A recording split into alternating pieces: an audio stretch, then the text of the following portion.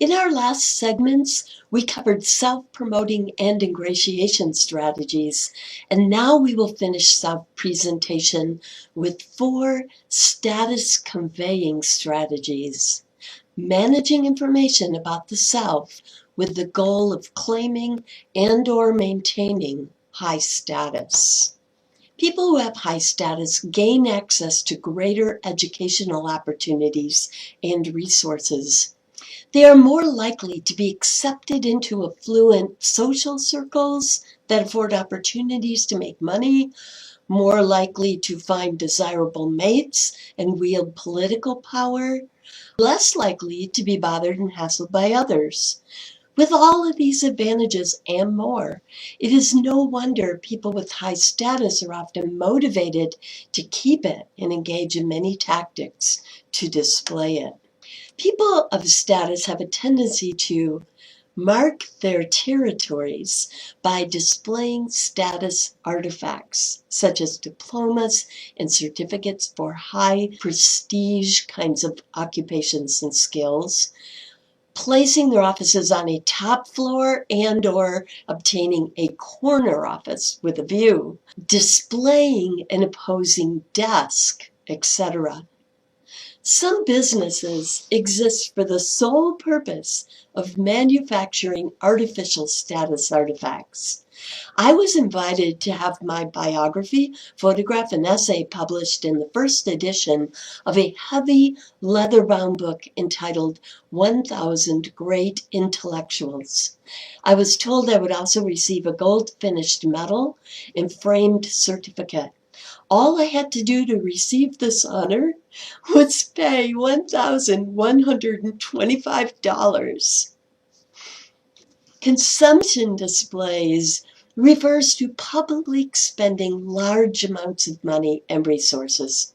Upper classes set themselves apart from others with large mansions in expensive neighborhoods, automobiles that oftentimes cost as much as others' homes, expensive jewels, original artwork, etc. Middle classes tend to set themselves off from lower classes with brand name clothing, SUVs, big screen TVs, etc. Managing associations involves associating with or linking yourself to people of status and power, and disassociating yourself from those without. One of my colleagues here at ASU, Bob Cialdini, is known internationally for his studies in what he calls basking in reflected glory, the tendency to associate with winners. For instance, in one study, he found that students wear more sports apparel to classes after their teams win compared to after they lose. They bask in the team's reflected glory by associating with them more after these wins. A very astute viewer of this lecture might say, I was basking in reflected glory when I mentioned that Bob is my colleague. Damaris forged letters of recommendation from the most prestigious individuals in the field, served him in many ways. They helped establish his competence. They reduced chances of calling to check. Who dares to bother the President of the United States or Warren Buffett? And they helped create a high status impression. This person certainly wouldn't write a letter of recommendation for a nobody. Displays of dominance, the 4th status conveying strategy, can be verbal or nonverbal. So when I say nonverbal, high status people tend to adopt more relaxed, open postures that take up more space and lay claim to greater territory.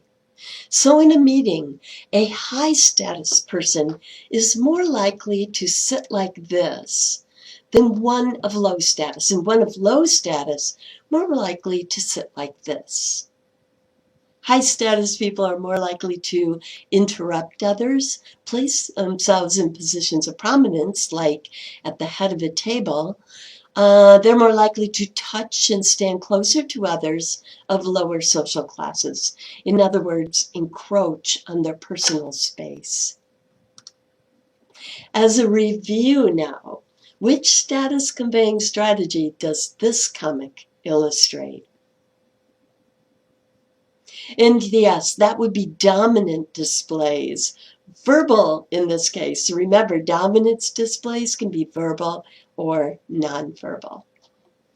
This concludes self-presentation, but here's another fun way to review some of this material. Go back and review the 4 ingratiation strategies with a friend.